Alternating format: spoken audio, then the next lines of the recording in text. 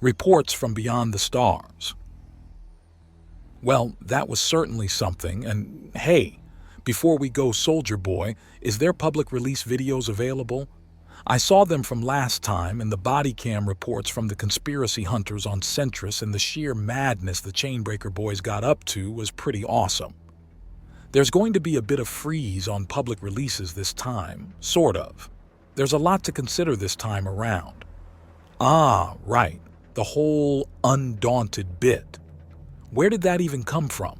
Why would Admiral Cistern break away from Earth as he did? Surely it couldn't have been the conflicting orders, could it?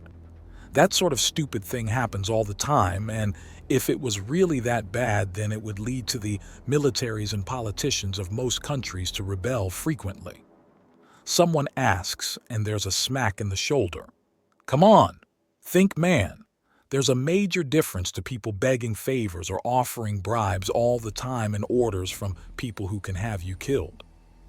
There actually is a bit more than that. Have you heard of the hack? The what? It's the reason why firewall, antiviral, and dozens of other protection programs are one of the major things they're sending back. The whole ship was hacked badly, and the massive number of orders. They got taken too. A bit of legal brilliance and bullshit got most of the galaxy convinced that it was false information, especially as the general attitude afterwards was to divert, distract, and generally confuse people as much as possible afterwards. Really? Every human outside of cruel space is operating under the mission orders of absurdity. It's why we're seeing people do the most insane things imaginable, and why the undaunted generally neither ask for permission nor beg for forgiveness. That explains a lot. It's why it's going to be released as the soldier states, before suddenly the cell phone on his person starts outright screaming at him. Excuse me. Jamal Blue turns to the rest of the family where he was trying to get the video from as the conversation goes into galactic trade as a form of crude code, and it quickly wraps up. So that was something about heading back out. You understand galactic trade. Just enough to misunderstand things and get a job translating so badly that people start wondering if I just hate people or have a political agenda. That's a snap at something. At video game translations, I'm still working on my galactic trade, Jamal states. Work on your delivery too. That joke came out so badly it hurt, Liam states. It's almost like I'm trying to have clean humor. It's almost like clean humor is either so childish as to be stupid or so toothless as to be worthless. Liam mocks him. Oh, shut up. Oh no, I've been told to shut up. However will I be? Liam begins, and his sister claps a hand around his mouth.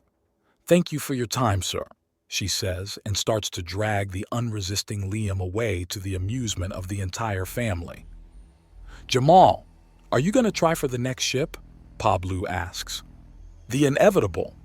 No, its crew is already signed up, and I already badly sprained my everything last time I tried. Not to mention trying to learn galactic trade is like trying to break down a wall with my head. I'm at that point where I'm about to understand, but at the moment it feels impossible. Everyone who's mastered it has told me I'm at the tipping point. Liam explains. Are you all right, Liam? Mama Blue asks. I'm fine. Horace got the prize and is having a hell of an adventure. I'm not bitter. You're not being honest either, Pa Blue states. Come on, I convinced Arlo to part with a full cage of catches. We're feasting tonight. All right, it's just I know. You wanted to be out there.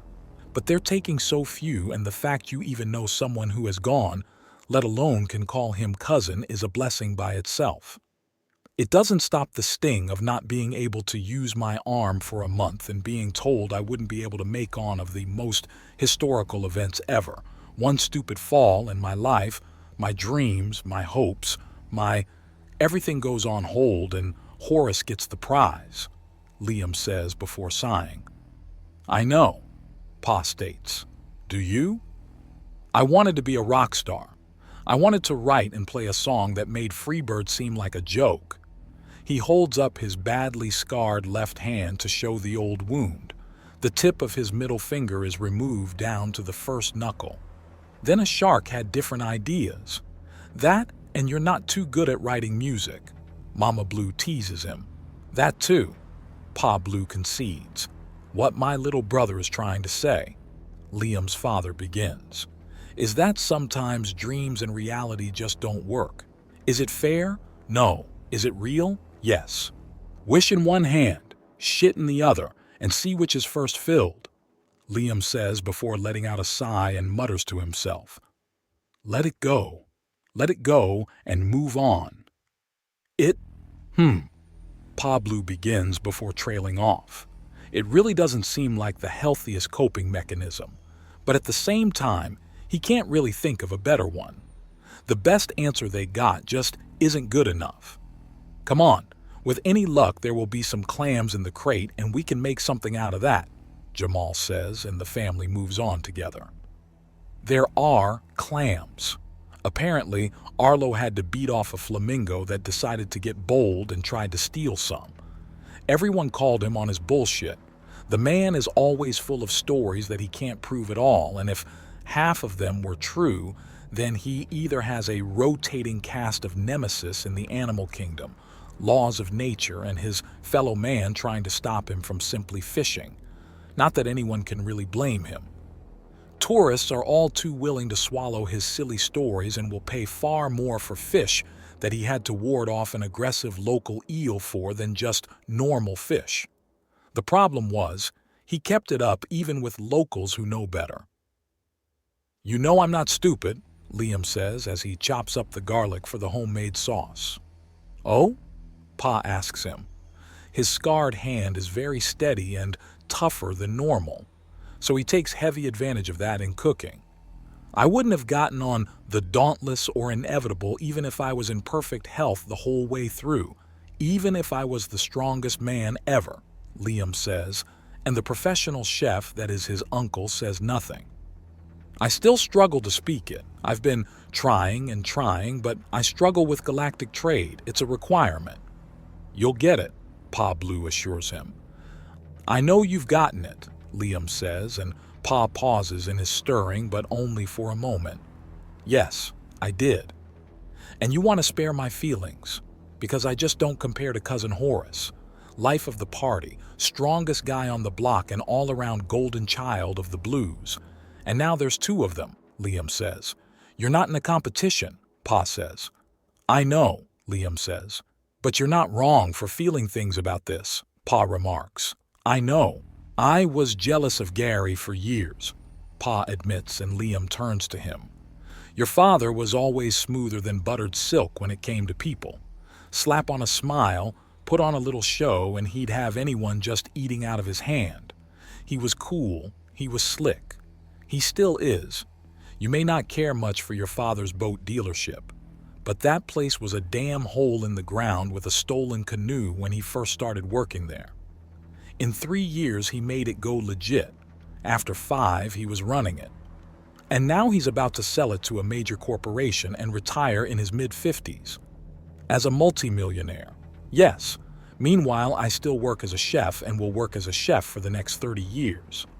Yeah, but, I mean, didn't you get a Michelin star? Dumb luck. I was in such a panic I accidentally pan-seared something I normally wouldn't, and it was taken as such a novel presentation and such a good idea that it became a signature dish for the hotel. Pa Blue states. Look, I don't think you're going to get on to whatever the hell they name the next Dauntless-class ship. You're not the type, but that's not a bad thing. People like Horace are rare. They're rare because they often go out and do something so impossibly stupid that most don't survive. Those that do, they start doing incredible things. You though? You're more like the rest of the family, reliable, understandable, not some strange freak of nature that burns out before they fade away. I never saw Horace like that. Bah, you never saw the hundreds of times I had to patch him up because he wanted to see and do more. The man can barely contain himself. You know what he's like when he's bored. You know what he's like. Restless, Frustrated. He always needs to do something, Liam says. That's right. We need our explorers, our envelope pushers, and limit breakers to blaze a trail for us. But they can't do that without our cooks, our salesmen, our landscapers. We give them the stability they need to push out, and they then show us something new to try. It's a deal as old as humanity. If not for the Dauntless, Horus would have been miserable. He would have carved out a comfortable part of existence, likely a bartender, and then sulked in his little corner for his entire life. Now he's going out to do big and strange things. Forever. He does so while getting to live forever. Maybe, maybe not, Pa says as he takes the chopped garlic and presses the flat of a knife against them to mash them down a bit before starting to fry them. But if such a thing is coming for us, then you'll get it too. You wish his adventure was yours, but do you really? What do you mean? Liam asks. Here, try this. Tell me what you think. Pa asks as he takes a spoon and scoops out a bit of the fruit salad. It's good. You know, I never figured out how you get fruit to taste more like fruit. A tiny amount of salt, a literal pinch for the whole bowl. Pa answers as he takes the spoon back and tosses it into the sink to be cleaned. You just got something that Horus might never get again. You just got something that Jasper has never had, but remembers and likely misses. The flight of the Dauntless was a suicide mission. Its training was so insane, not to just find the strongest. If you want strong, then the lineup can loot most cities. It was looking for people who wouldn't have regrets, people that either didn't care to come back or didn't want to. Horus was excited, had plenty of friends and good prospects, but it only went skin deep. He wanted more, and he was either going to go insane for the want of it, or he was going to kill himself trying to get it. More hung? More. Not more stuff. That's what money's for. Not more respect. That's what sports and inventions are for. He wanted more life. He wanted meaning. He wanted purpose beyond anything he saw here. You're trying to comfort me, but you're talking about Horus a lot, Liam notes. I'm his father. I saw a lot of it. Also, you're jealous of him, so you need to understand exactly what was under the hood. I see, Liam says as he steps back, but grabs the rotating spice rack and holds it near Pa, so the other man just has to grab a few to add the last few flavors to the sauce. We're never going to actually see him again, are we? Liam asks, and Pa pauses and turns so Liam can see the expression of both misery and pride on the older man's face. No, the stars have taken my son and I don't think they'll ever give him back. And even before the whole undaunted mess, I don't think he ever even thought of coming back. The Dauntless left Earth, and it took our sons with it, never to return. The only real blessing is that they're not dead. But with the distances involved, they may as well be, Pa says solemnly. Then he forces a smile on his face. But buck up. This is what they wanted. They wanted to go and do the impossible. They have. Yeah, I suppose they have, Liam says as he can feel the tightness in his chest outright churn. It's different now, but still just as heavy.